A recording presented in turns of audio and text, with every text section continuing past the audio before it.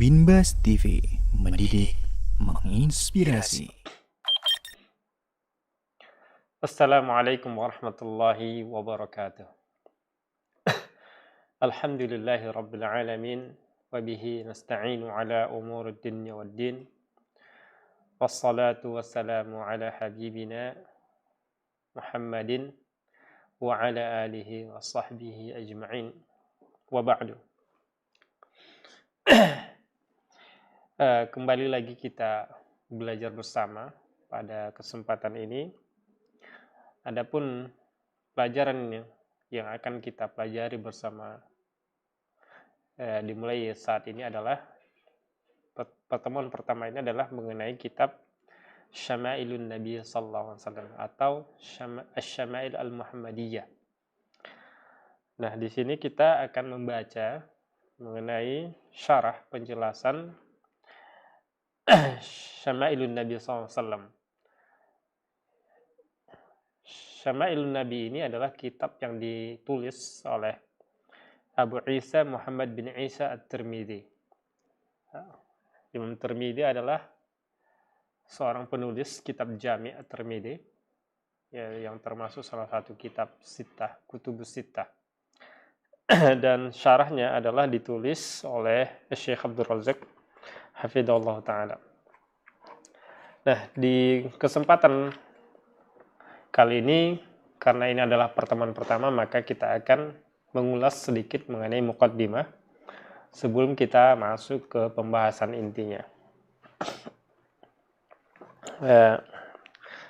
Buku ini membahas bagaimana sifat-sifat Nabi SAW, baik itu secara fisik maupun secara akhlak. Jadi bagaimana adab Nabi, bagaimana fisik Nabi, bagaimana tubuh Nabi, rambut Nabi, di sini akan dibahas insya Allah. Nah,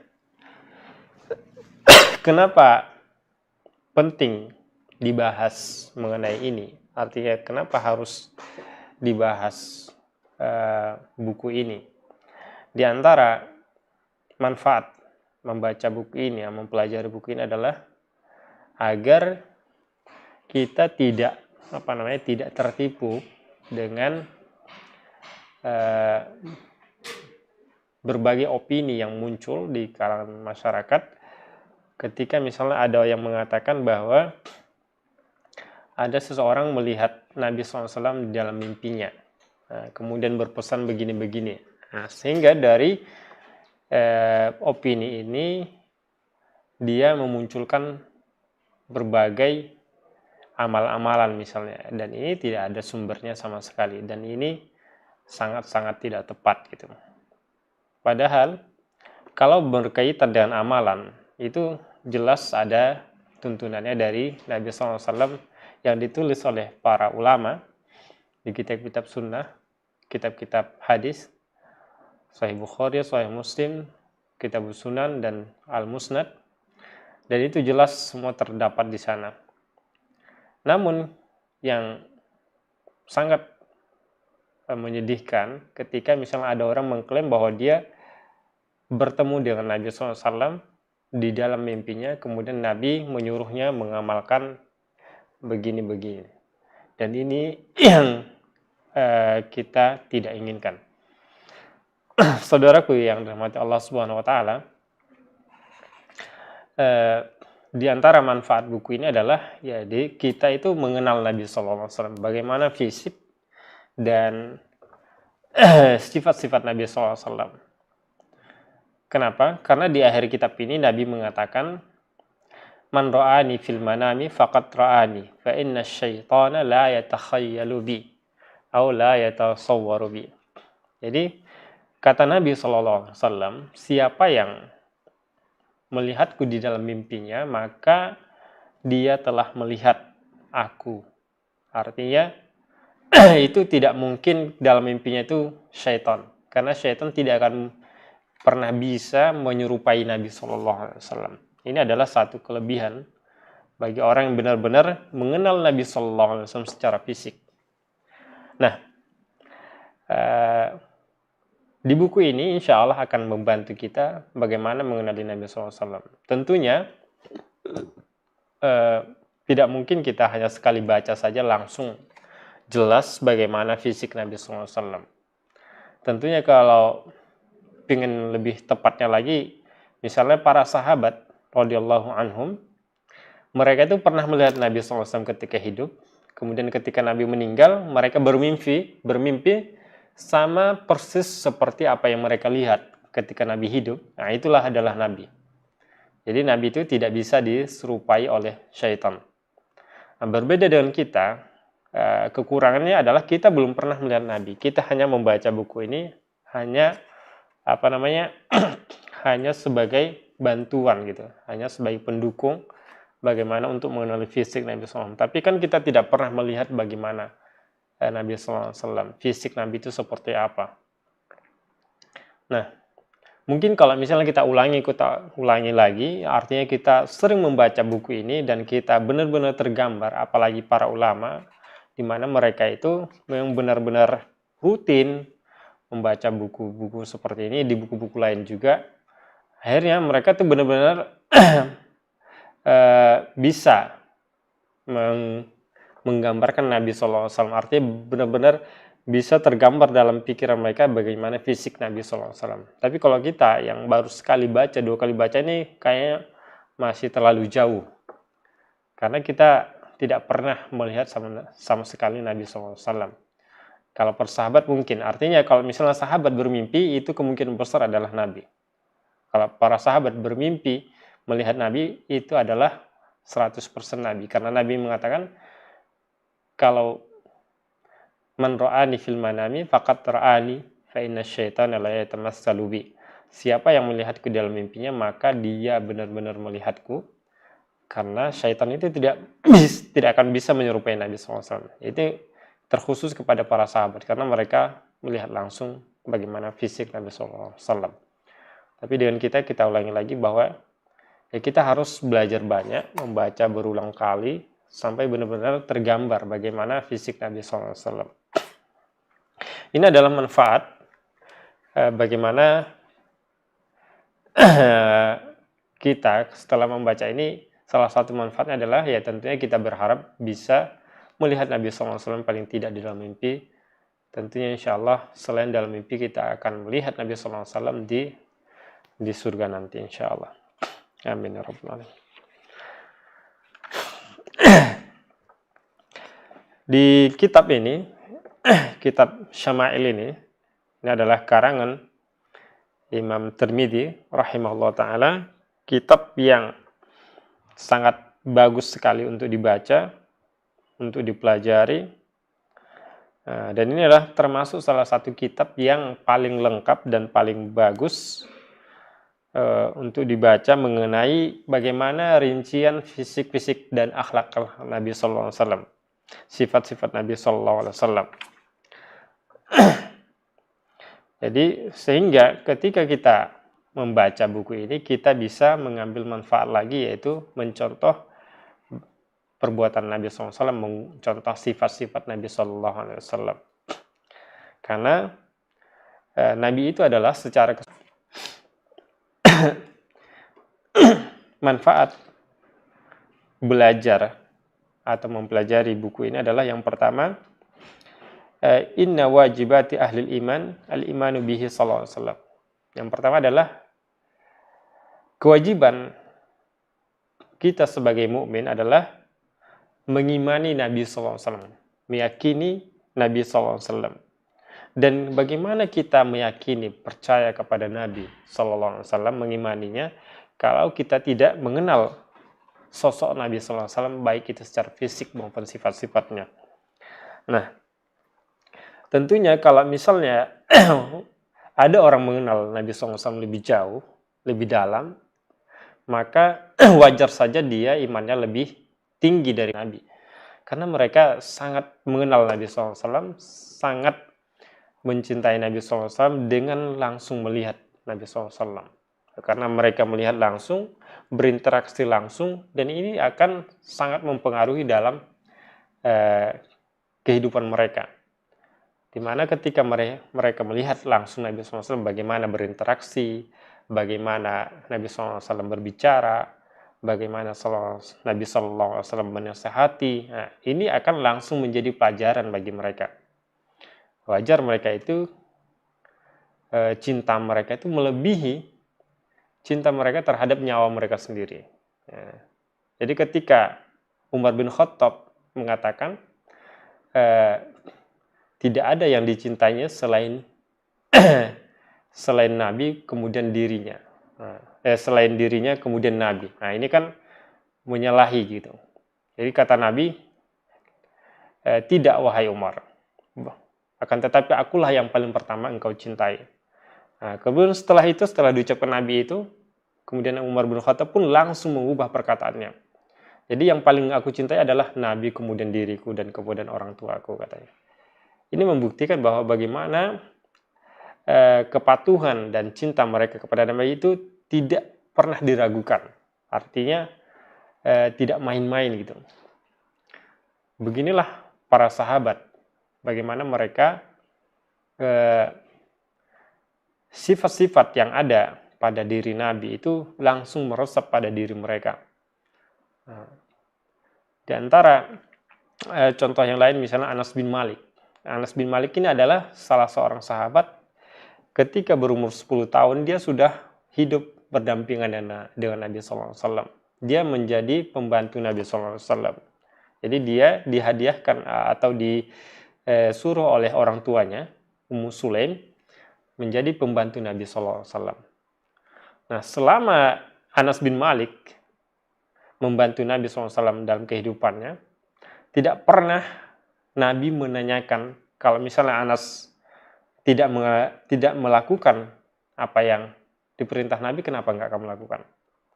Kemudian ketika Anas melakukan sesuatu yang tidak diperintahkan Nabi, kenapa kamu lakukan? Nabi tidak pernah seperti itu. Nah, inilah sifat-sifat seperti inilah yang membuat para sahabat itu semakin cinta dan semakin mengagumi Nabi Sallallahu Alaihi Wasallam. Sehingga wajar mereka adalah orang yang paling utama setelah para nabi. Karena begitu patuhnya dan begitu cintanya mereka kepada Nabi Sallallahu Alaihi Wasallam. Selain mereka mengenal secara fisik langsung, melihat Nabi Sallallahu Alaihi Wasallam langsung, mereka juga mendapatkan pelajaran langsung dari kehidupan Nabi Sallallahu Alaihi Wasallam. Nah, ini bedanya dengan kita. Jadi wajar kita itu tertinggal jauh, itu sangat wajar. Artinya masalah keimanan, kecintaan, kalau kita bandingkan dengan para sahabat, kita harus kita akui, kita tuh jauh di bawah mereka. Karena kita tidak pernah melihat Nabi. Kemudian juga belum tentu sepatuh para sahabat kepada Nabi. Ini adalah poin yang pertama. Apa manfaat mempelajari buku ini? Kemudian yang kedua, inna mahabbatahu sallallahu alaihi wasallam faridatun iftaradaha Allah subhanahu wa ta'ala ala ibadih. Jadi mencintai Nabi ini adalah kewajiban yang diwajibkan oleh Allah subhanahu wa ta'ala kepada hamba-hambanya. Jadi kita wajib mencintai Nabi. Melebihi cinta kita kepada orang tua dan kepada anak-anak kita, bahkan kepada siapapun. Kita harus wajib mencintai Nabi dari apapun dan dari siapapun. Nah, tentunya tidak diragukan lagi bahwa dengan membantuan mempelajari buku ini, cinta kita akan semakin bertambah kepada Nabi Sallallahu Alaihi Wasallam, insya Allah. Jadi karena kita bisa merasakan bagaimana sifat Nabi, bagaimana akhlak Nabi, bagaimana adab Nabi, bagaimana perbuatan Nabi, dan ini kita berharap dari setelah membaca ini kita akan semakin bertambah keimanan dan kecintaan kita kepada Nabi Sallallahu Alaihi Wasallam. Tentunya dengan selain mencintai Nabi Sallallahu Alaihi Wasallam itu akan membuat kita semakin rindu kepada Nabi Sallallahu Alaihi Wasallam. Jadi kita tidak ingin berharap apapun saja selain bertemu dengan Nabi Sallallahu Alaihi Wasallam. Kemudian manfaat yang ketiga yang bisa kita dapatkan dari mempelajari buku ini adalah bahwa Allah Subhanahu Wa Taala mewajibkan, menjadikan Nabi Sallallahu Alaihi Wasallam itu adalah sebagai qudwah, sebagai contoh, sebagai teladan kepada manusia, kepada siapapun. Dengan cara mengikuti perintah Nabi Sallallahu Alaihi Wasallam dan sejarahnya dan manhajnya. Karena Nabi adalah imam, panutan yang paling pertama. imam. Ya, maksudnya imam itu adalah imam yang harus dicontoh. Sebagaimana sholat, ya kita ikut pada imam. Nabi itu adalah imam kita. Ya, kita mengikut kepada Nabi sallallahu alaihi wasallam. Sebagaimana Allah mengatakan dalam Al-Quran, laqad kana lakum fi rasulillahi uswatun hasanah liman kana yarjullaha wal yaumil akhir wa dzakarallaha katsira. Jadi telah terdapat pada diri Rasulullah sallallahu alaihi wasallam ini adalah uswatun hasanah bagi kalian. Contoh yang baik, teladan yang baik. Tentunya contoh ini akan menjadi teladan bagi orang yang mengharapkan Allah Subhanahu wa taala, mengharapkan pahala dari Allah Subhanahu wa taala dan hari akhir, dan mengingat Allah dengan sebanyak-banyaknya. Kemudian Allah juga mengatakan, wa ma atakum rasulu fakhuduhu wa ma nahakum anhu fantahu. Apapun yang dicontohkan oleh Rasulullah kepada kalian, maka ambillah, maka contohlah. Wa ma nahakum anhu fantahu, dan apapun yang dilarang oleh Rasulullah maka tinggalkan. Nah, ini adalah satu bentuk bukti kecintaan seseorang ketika Nabi mengatakan, memerintahkan sesuatu, dia langsung melakukan. Seperti halnya Umar. Nah, ketika Nabi mengatakan, akulah yang yang wajib paling kau cintai daripada dirimu. Umar langsung mengubah perkataannya. Nah, ini adalah satu contoh, satu bukti bahwa bagaimana Umar bin Khattab radhiyallahu anhu mencintai Nabi sallallahu alaihi wasallam dan menjadikannya sebagai teladannya. Kemudian Allah juga mengatakan, wa qul in kuntum tuhibbunallaha fattabi'uni yuhibbukumullah wa yaghfir lakum dzunubakum wallahu ghafurur rahim. Katakanlah, jika kalian benar-benar mencintai Allah, maka ikutilah aku. Jadi Allah Subhanahu wa taala dalam Al-Qur'an memerintahkan Nabi untuk mengatakan kepada umatnya, jika kalian mencintai Allah, maka ikutilah aku. Ikutilah Nabi sallallahu alaihi wasallam.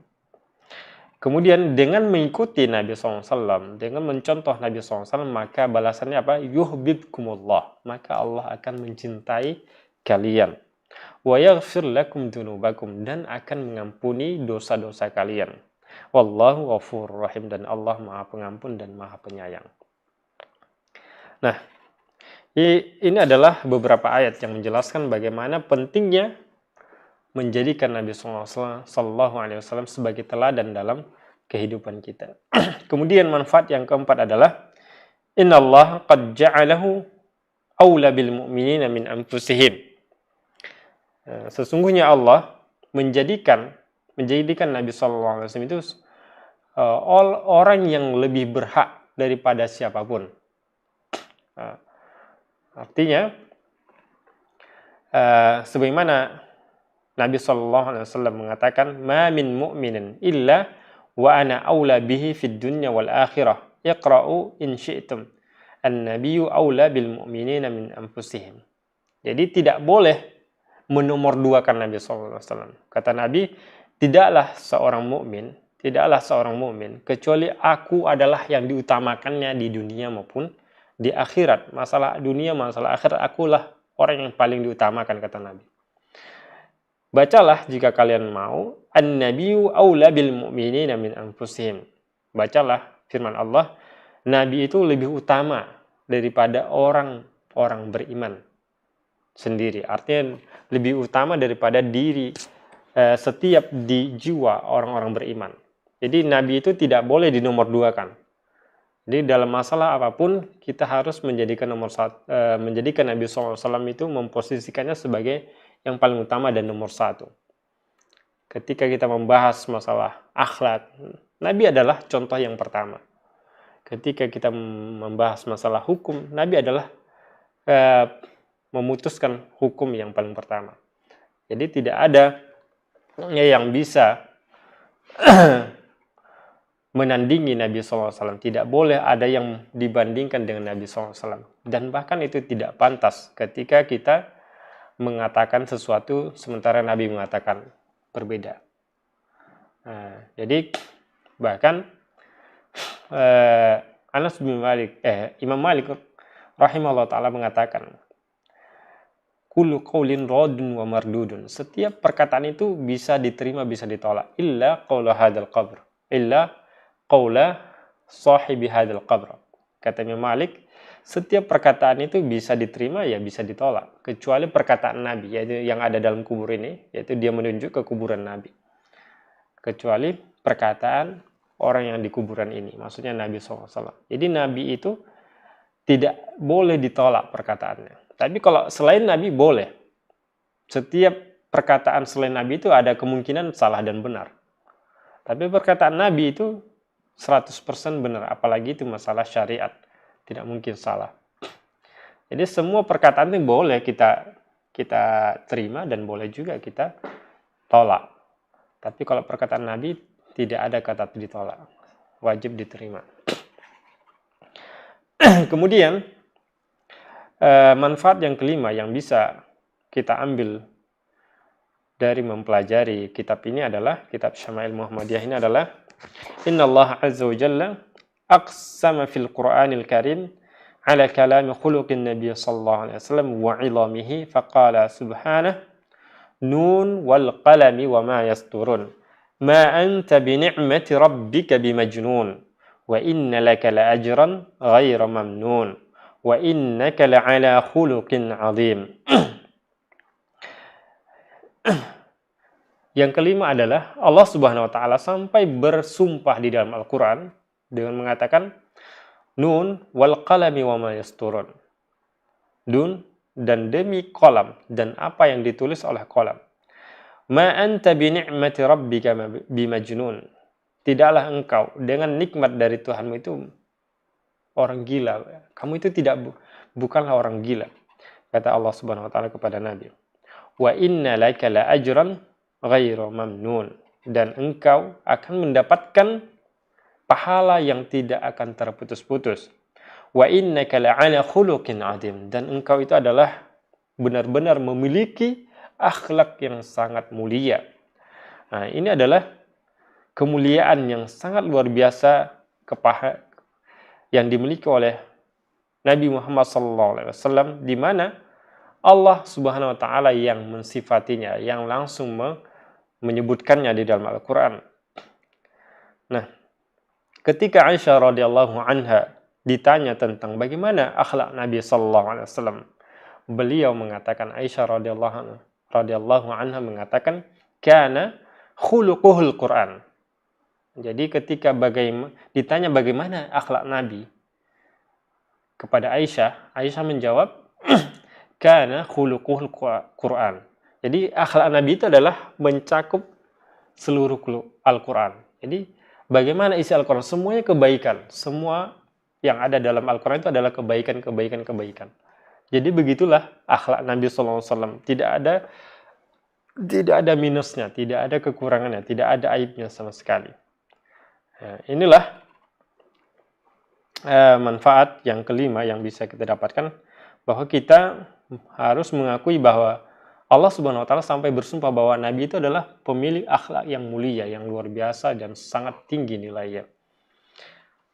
Kemudian yang keenam adalah Innallaha azza wa jalla amara al-ibada bis salati wassalami alaihi iqtida'an bihi wa malaikatihi wa jazaan lahu ala ba'di huquqihi alaihim faqala innallaha wa malaikatahu yusalluna 'alan nabi ya ayyuhalladzina amanu sallu 'alaihi wa sallimu taslima. Yang keenam adalah pelajaran yang bisa kita petik dari buku ini adalah bahwa Allah Subhanahu wa taala memerintahkan kepada setiap hambanya untuk bersalawat dan bersalam kepada Nabi sallallahu alaihi wasallam.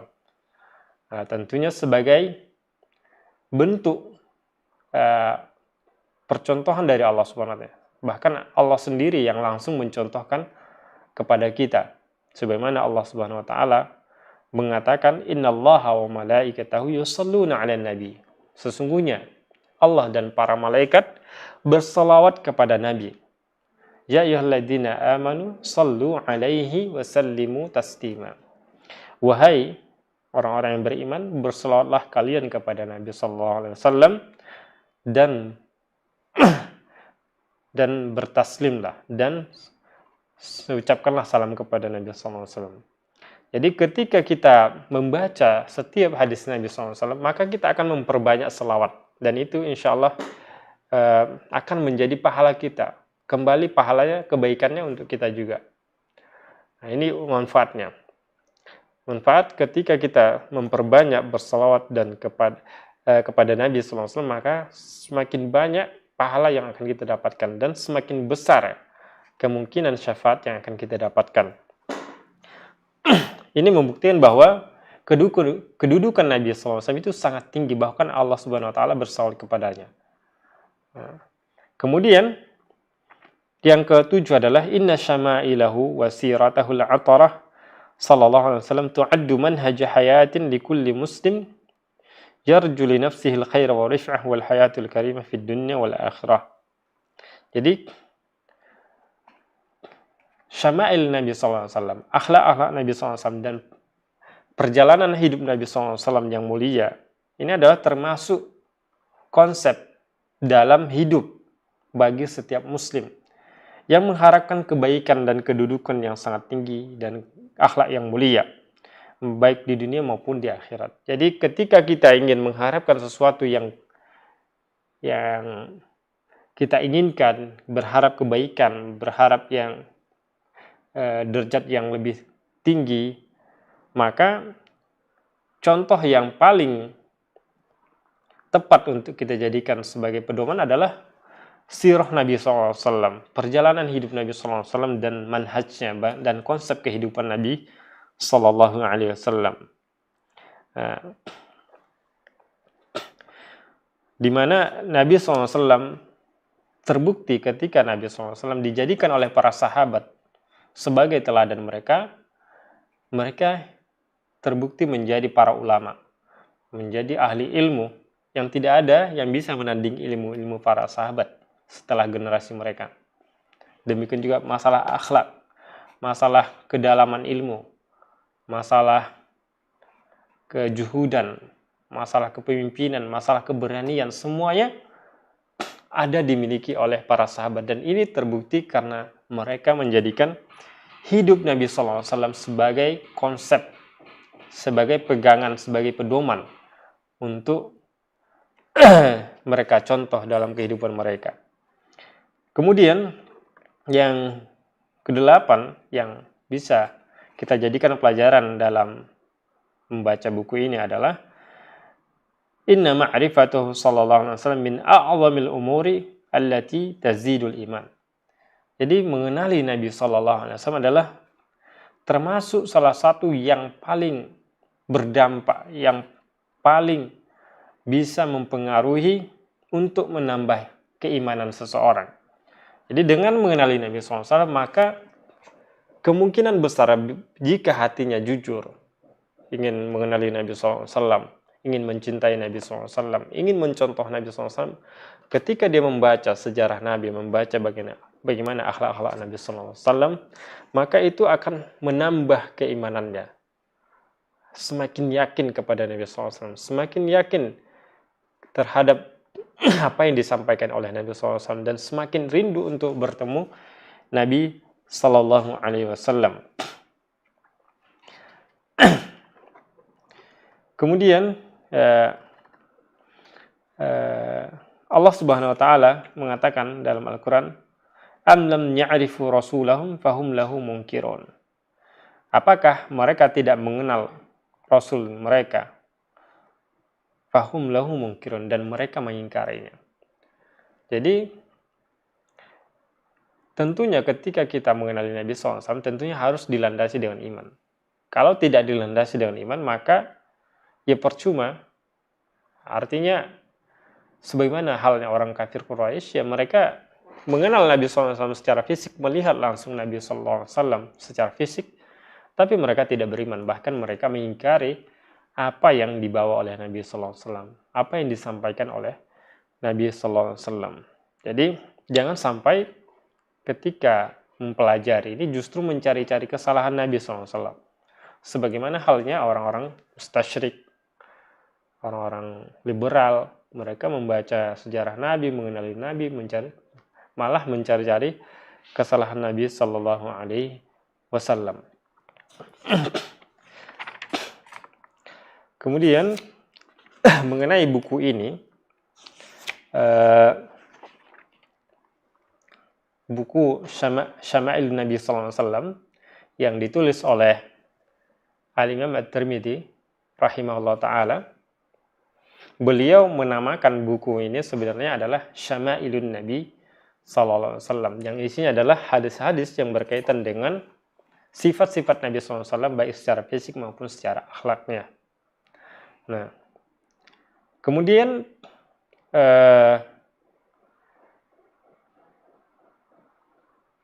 penamaan ini Syama'ilun Nabi Sallallahu Alaihi Wasallam ini sudah dikenal dari zaman dahulu. Artinya para ulama terdahulu